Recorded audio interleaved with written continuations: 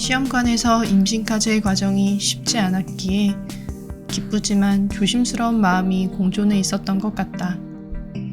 어안이 벙벙한 마음, 그리고 아직은 실감이 잘 나지 않는 느낌. 그렇게 임신 초기에 들어서게 되고 아이의 심장 소리도 듣게 되었다. 심장 소리를 듣게 되면 얼마나 벅차고 눈물이 날까?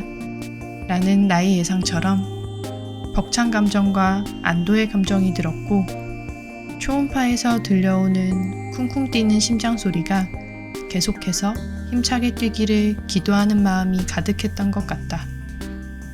심장 소리까지 듣고 나니 비로소 최소한의 안정기에 접어든 것 같아 다행이라는 생각이 들었던 것 같다. 시험관을 시작하는 동시에 나와 남편에 대한 몸 상태를 체크하는 검사들을 많이 진행했었다. 임신 전 검사들을 시작으로 임신을 하고 나니 추가적인 아이에 대한 검사가 진행되었다. 그중 임신 초기에 가장 먼저 진행하게 되는 정밀 검사는 1차 기형아 검사라고 한다. 기형아 검사는 기본적으로 1차와 2차로 나누어 진행하게 되고, 병원마다 기형아 검사의 종류는 조금씩 다르지만 보통 혈액 검사와 초음파 검사를 통해서 태아의 전반적인 검사를 진행하게 된다. 그중 중요하게 체크되는 부분은 목덜미 투명대 검사이다. 초음파를 통해서 태아의 목덜미 부분에 있는 투명한 부분의 두께를 측정하여 염색체 이상을 판별하는 검사를 말하며, 보통 이 부분의 두께가 3mm 이상으로 나오게 되면 염색체 이상 소견인 다운 증후군이나 심장 기형 등의 가능성을 볼 수 있다고 한다. 임신 후 진행되는 첫 정기검진이었지만 기형아 검사에 대한 내용을 정확히 알지는 못하는 상황이었다. 검사 전 네이버에서 간략하게 서칭을 해보면서 보통은 정상으로 나오는 것 같은데 라는 생각으로 일단 병원을 방문했던 것 같다. 조금의 긴장된 마음은 있었지만 설마 무슨 문제가 있겠어? 라는 마음으로 일단 괜찮을 거라는 전반적인 생각으로 기형아 검사를 진행했던 것 같다. 피검사와 정밀 배초음파를 통해 태아의 전반적인 부분을 체크하고 나서 검사를 마친 후 담당 의사 선생님께 결과에 대한 설명을 듣게 되었다. 다른 건 괜찮은데요. 목 투명대가 조금 두껍네요. 아무래도 추가적인 검사를 진행해 봐야 될 것 같은데요. 목 투명대가 두껍다고? 뭐지? 심각한 건가? 예상치 못한 의사 선생님의 말에 갑자기 머리가 하얘지기 시작했다. 심적인 대비를 많이 하지 않은 상황이었기 때문에 지금 이 상황이 얼마나 심각한 정도인 건지, 어느 정도 문제가 있는 건지 감이 오지 않아서 당황하기 시작했다. 지금 일단 2.9mm 정도인데요. 보통 3.0 이상이면은 니프티 검사를 추가적으로 진행을 해보시라고 말씀을 드려요.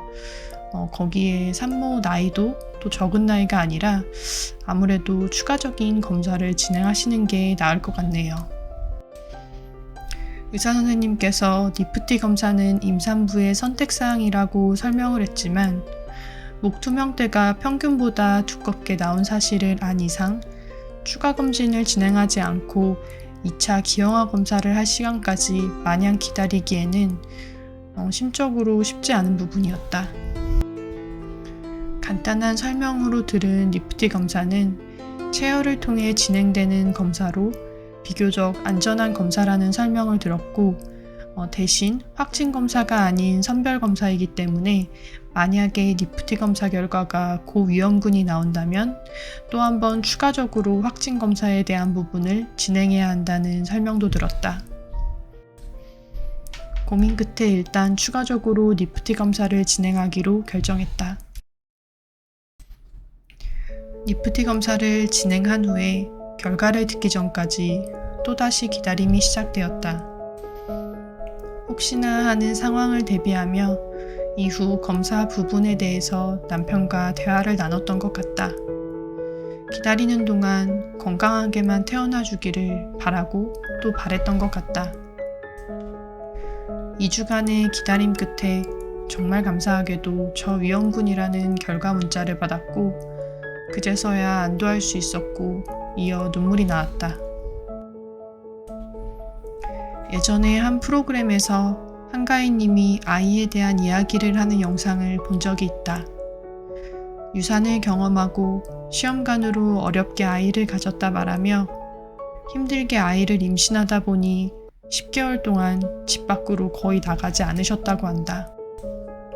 한 걸음 한 걸음 발걸음조차 조심스러웠다고 하며 이러한 이유들 때문에 아이가 더욱더 소중하고 지금도 아이에게 모든 포커스를 맞추려고 노력한다고 말하는 걸 본 적이 있다. 나 역시 시험관으로 아이를 어렵게 갖게 되고 쉽지 않은 임신 기간을 보내고 있다 보니 한가인님이 말한 의미가 가슴속 깊이 공감이 되는 부분이다. 혹시나 하는 마음과 걱정, 최대한 조심하고 또 조심하는 마음. 힘든 과정이었기에 어느 하나 쉽게 생각할 수 없는 마음. 이 모든 것이 감정적으로 많이 공감이 되는 것 같다. 물론 현재도 너무 행복하고 감사한 나날들이다. 하지만 마음을 놓을 만할 때 했던 검사들이 가슴을 철렁하게 하며 심적으로 쉽지는 않았던 것 같다. 감사한 생명이 찾아왔지만 예상치 못한 과정들의 연속이다 보니 조심하고 또 조심하게 되는 것 같다. 오늘도 감사한 마음으로 하루하루를 보내고 기쁨을 느끼면서도 긴장은 놓지 않는 그런 나날들이 계속되는 것 같다.